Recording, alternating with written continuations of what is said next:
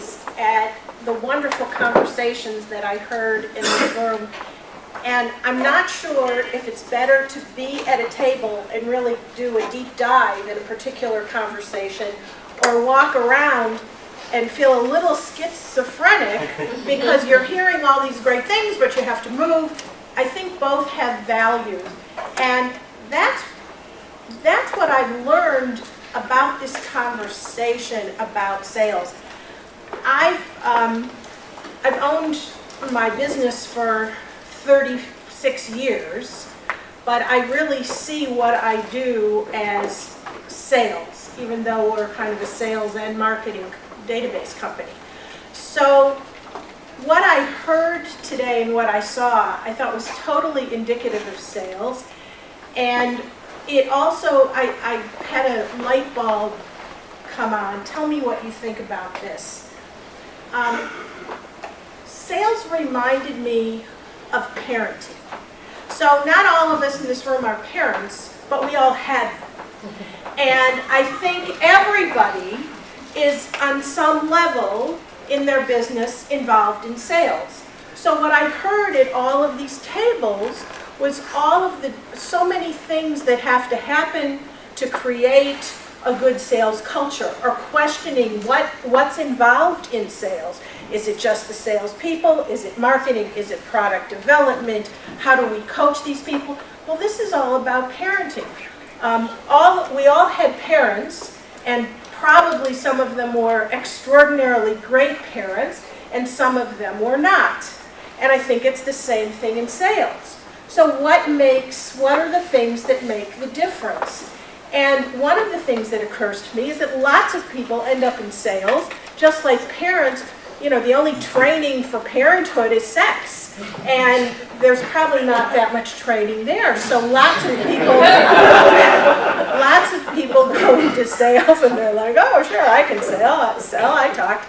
And it was really interesting to me to hear basically the same ideas come up in different ways at each table. We saw at the very beginning when Eric mentioned that, I sat over here. He was being a good salesperson. He was planning. I'm going to sit here because I want to go last. That was good. We always talk about pre-call planning. But in the reality of sales, like in parenting, so he didn't get to go last. The reality was he was called on second. And so that's sort of like this whole sales process. We can plan, we can train, we can coach. And it's not like adding a column of numbers where everybody can add the same numbers and get the same result.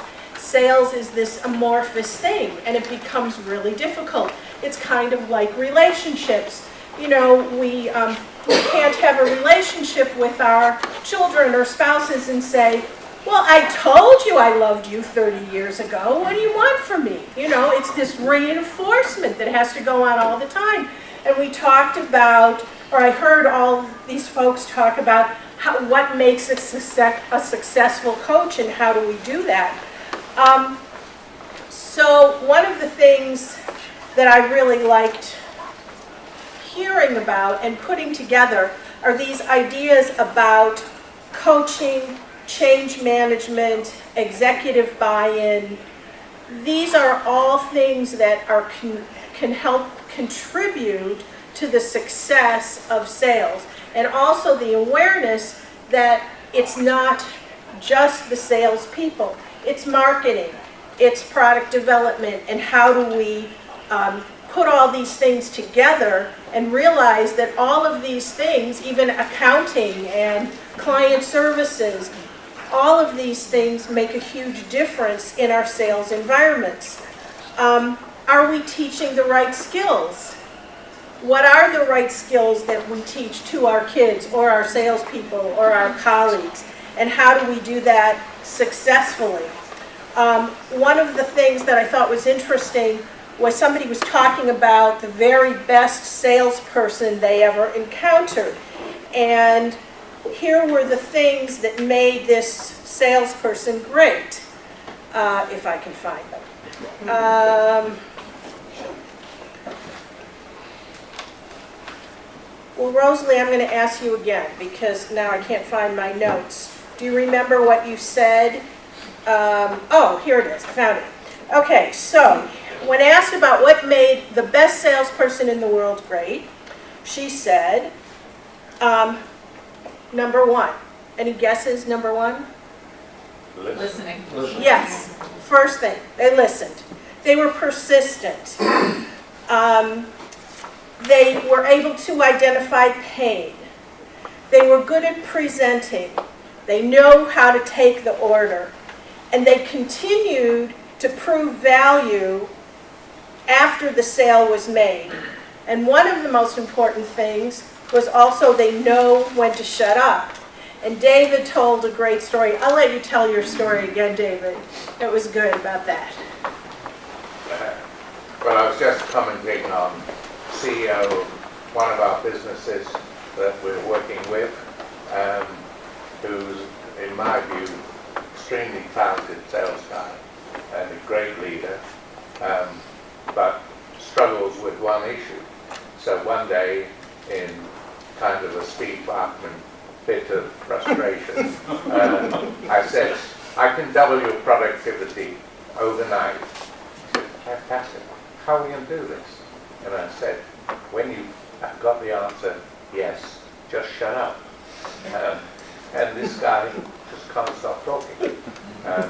And Julia was commenting, we went to one presentation where he did a phenomenal job, and the customer was really like, yeah, well, I love this.